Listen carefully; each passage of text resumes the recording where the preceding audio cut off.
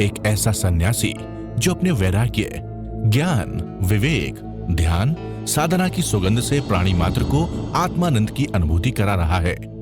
एक ऐसा प्रवचनकार जिसके प्रवचन श्रवण के लिए हर जाति, संप्रदाय, समाज, क्षेत्र के लोग आतुर रहते हैं। एक ऐसा आत्मार्थी संत जो श्रमण संस्कृति की लौ को भौतिकता की चकाचौंध में भी निरंतर प्रज्वलित रखने हेतु संकल्पित है। एक ऐसा आध्यात्म योगी जो अपनी ध्यान साधना के द्वारा पूरे विश्व को सुख, शांति, समृद्धि का मार्ग दिखा रहा है। एक ऐसा महासाधक जो भारतीय ऋषि परंपरा को पुष्ट रखते हुए साधनारत है। एक ऐसा समाज सुधारक जो अपनी परंपराओं के निर्वहन के साथ सामाजिक विसंगतियों, कुरीतियों, आडंबरों पर वैज्ञानिक तरीके से प्रहार कर रहा है। ऐसे महान व्यक्तित्व का नाम है आचार्य सम्राट पूज्य श्री शिव मुनि जी महाराज साहेब।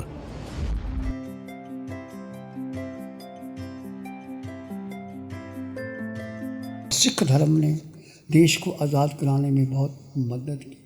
गुरु गोविंद सिंह, गुरु प्रताप, गुरु तेग बहादुर ने 4 बेटे दे दिए, उस तक नहीं की। तो ये मैं बात कह रहा था कि कैसे जीवन बदलता है।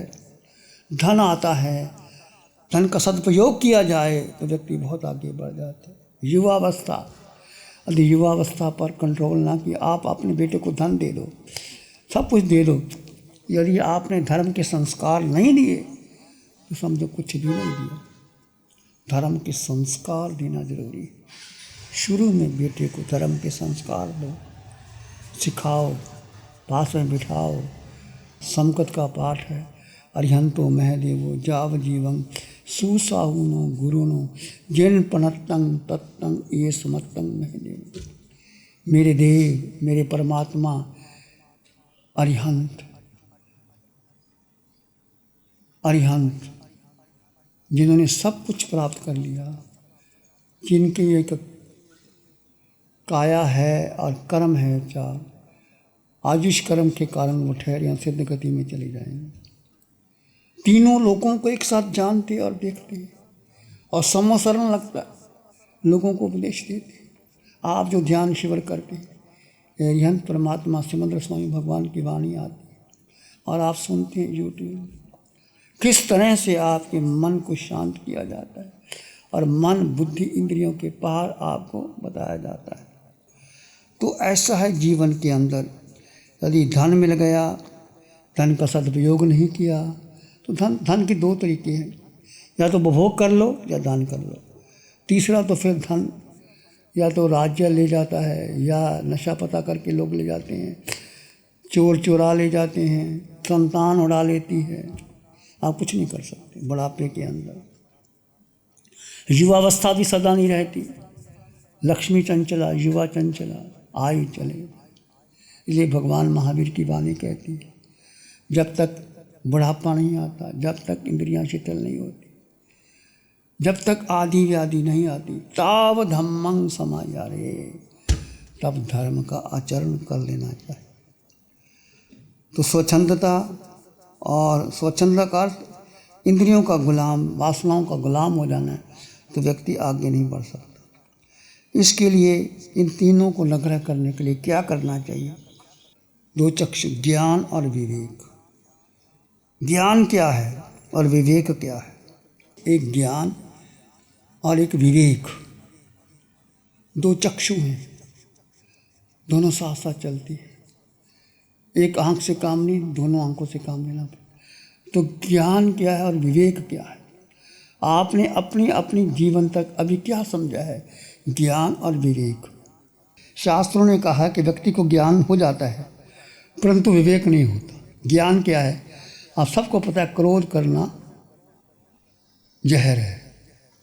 क्रोध करते हैं तो क्या होता है? बुरा हो जाता है।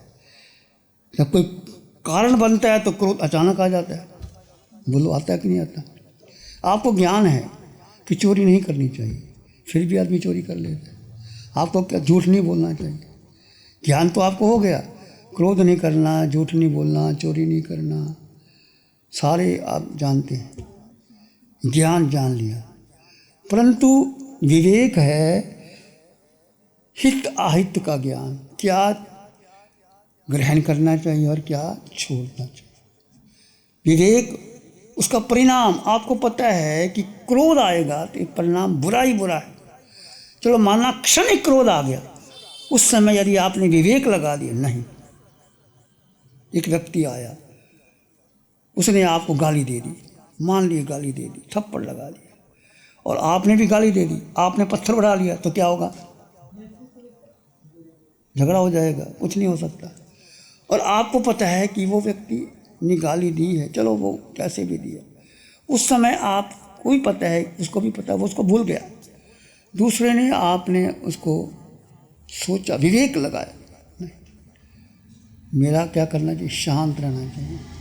उसने क्रोध किया है, वो भुगतान भुगतेगा, मुझे शांत रहना चाहिए, मुझे गुस्सा नहीं करना। शांत हो जाओ, अपने आप ठंडा हो जाता है। एक क्षण का उबाल आता है, जैसे दूध में उबाल आया, पानी का छींटा डालो, ठंडा हो। ऐसी क्षणिक उबाल आता है, फिर आप धीरे शांत। तो ज्ञान और विवेक दोनों आंखें हैं, दोनों से काम चलते हैं। आपने जाना, जानने के बाद विवेक करना बहुत जरूरी है। भगवान ने विवेक को महत्व दिया। जानो और उसके बाद सोचो, हित क्या है, अहित क्या है, करना क्या है, छोड़ना क्या है। हे घे उपाधि, कुछ छोड़ना है, कुछ ग्रहण करना है, कुछ पाना है। तीनों का विवेक, हित अहित की बुद्धि। मेरा हित किस में है, मेरा अहित किस में है। क्रोध करोगे तो क्या होगा? उसने गाली दी, आपने दी, उसने थप्पड़ उठाया, आपने खा लिया, उसने थप्पड़ मारा, आपने मार दिया, फिर क्या होगा? दोनों ही फिर कोर्ट कचहरी में जाओगे, झगड़ा होगा। ऐसे बहुत सी बातें हैं जीवन के अंदर, परिवार के अंदर। उस समय धर्म कहो या विवेक सिखाता है कि नहीं, क्या करना चाहिए। विवेक क्या कहता है आपको? विवेक देर के बाद आता है, और विवेक ज्ञानी मिल जाते हैं। कई बार ज्ञानी तो बहुत मिल जाते हैं उपदेश देने के लिए, विवेक ही नहीं मिलते। विवेक का आना बहुत बड़ी, ये अनुभव से आता है।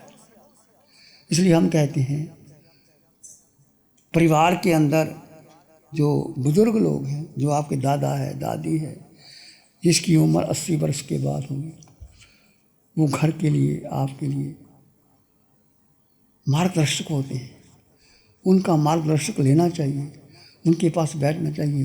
हो सकता है आपका अपना अनुभव हो, पर वो आपको जो मार्गदर्शन देते हैं ना, वो आपके लिए बहुत शुभ होता है, मंगलकारी होता है।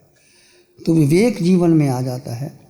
ऐसे ही कहते हैं कि सूरादेव का जीवन भटक गया था जवानी में। हो सकता है उसने शराब पी हो, नशा पता किया हो, भटक गया हो।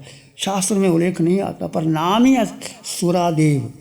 सुर का मतलब शराब, शराब का मतलब वो बहुत शराब पीता होगा, संगत अच्छी नहीं रही होगी, पैसा कर दिया होगा खराब।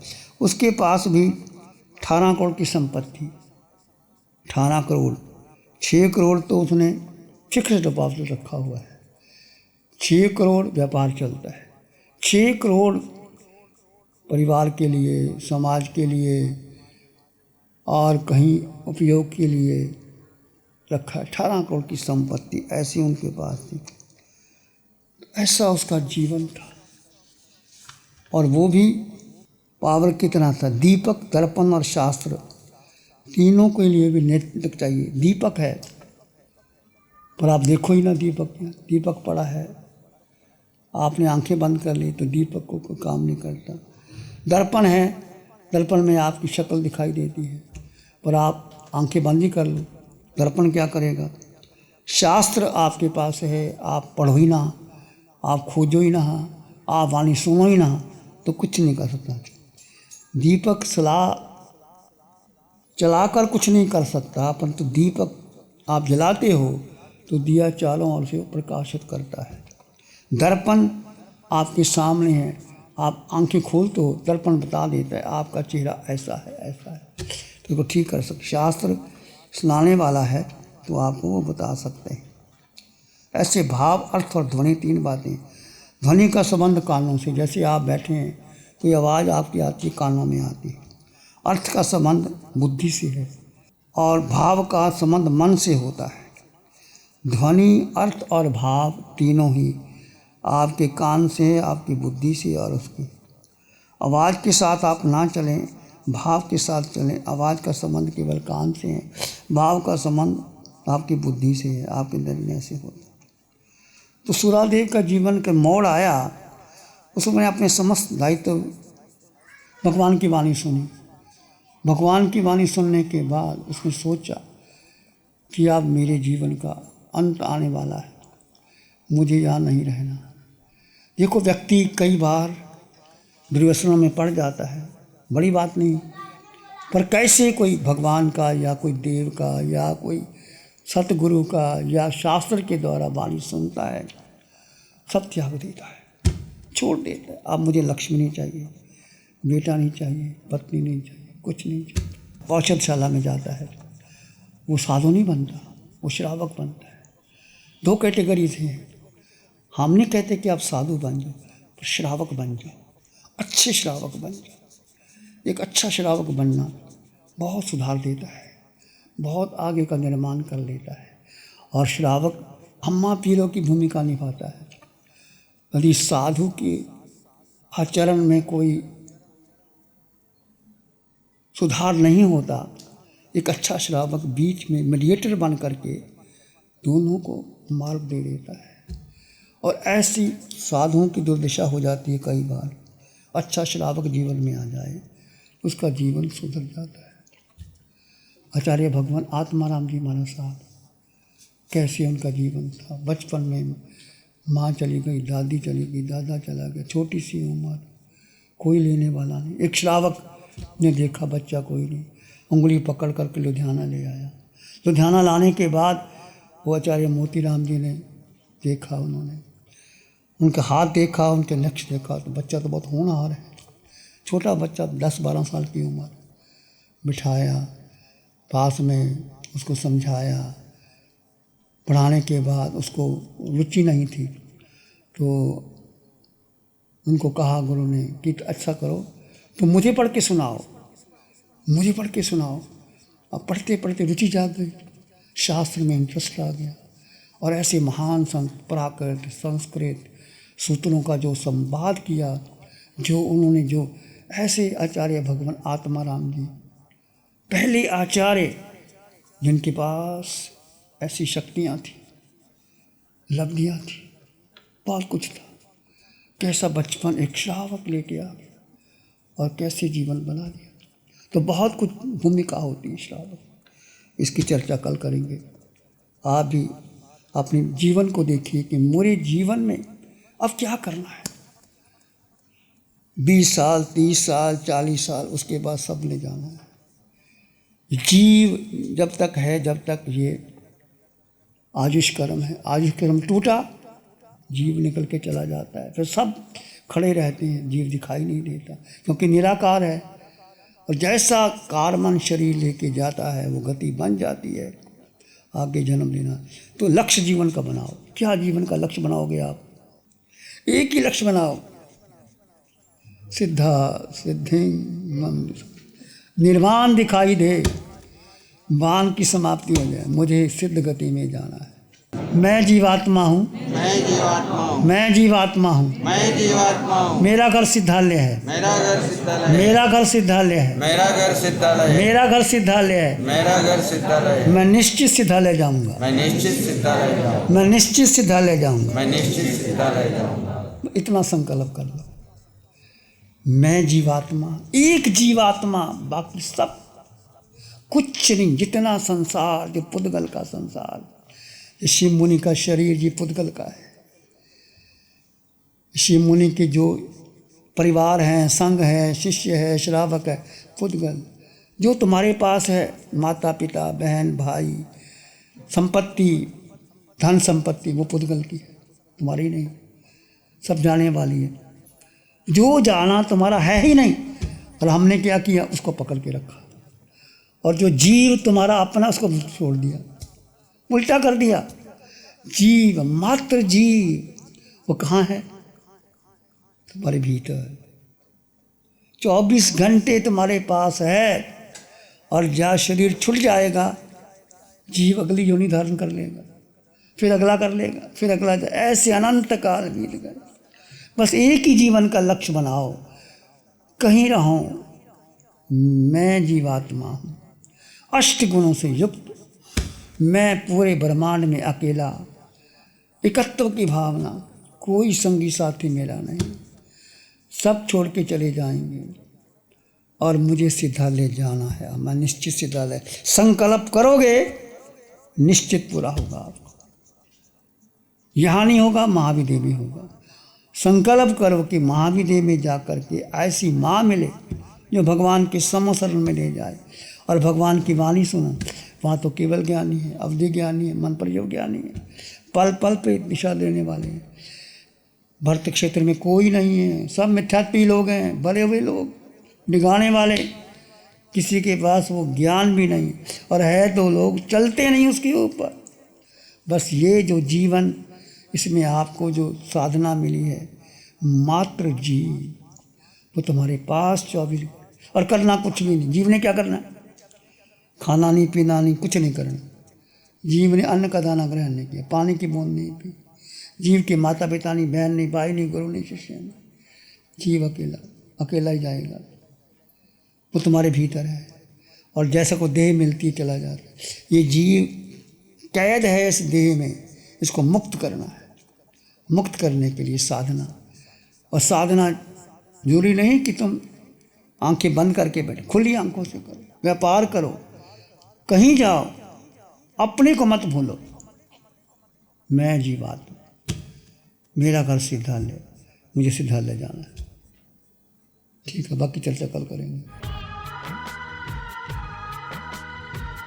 नमो अरिहंतानंग, नमो सिद्धानंग, नमो आर्यानंग, नमो उज्जायनंग, नमो लोय सब सावनंग, धम्मो मंगल मुकिठम अहिंसा संयम तावत्, देवावित्तं नमं संते जस धम्मे श्यामं, श्री चत्तारी मंगलम अरहंता मंगलम, सिद्धा मंगलम साहु मंगलम, केवली पाणत्तो धम्मो मंगलम, चत्तारी लोगोत्तम अरहंता लोगोत्तम, सिद्धा लोगोत्तम साहु लोगोत्तम, केवली पाणत्तो धम्मो लोगोत्तम, चत्तारी शरणं पवज्जामि, अरहन्ते शरणं पवज्जामि, सिद्धे शरणं पवज्जामि, साहु शरणं पवज्जामि, केवली पाणत्तं धम्मं शरणं पवज्जामि।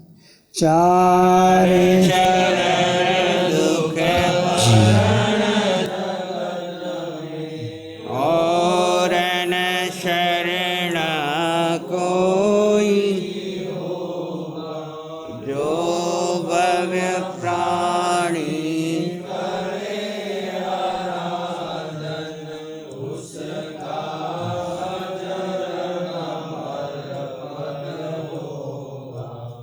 उसका सदा ही मंगल हो। पिछले 60 सालों से केजीओसी ग्रुप अपने 4 ब्रांड कोहे, कंगारू, म्यूनिक्स और माइल्स के माध्यम से हाई पोजीशन प्रोडक्शन के द्वारा दुनिया में जाने माने लार्जेस्ट मैन्युफैक्चरर्स में से एक है। जैसे staplers, staple remover, paper punch, gun tacker, app tool, geometric tools, stitch wire और किचन में यूज होने वाले प्रोडक्शन से दुनिया के लगभग हर देश में उपलब्ध है। ये प्रोग्राम केजीओसी ग्रुप के सौजन्य से प्रस्तुत है।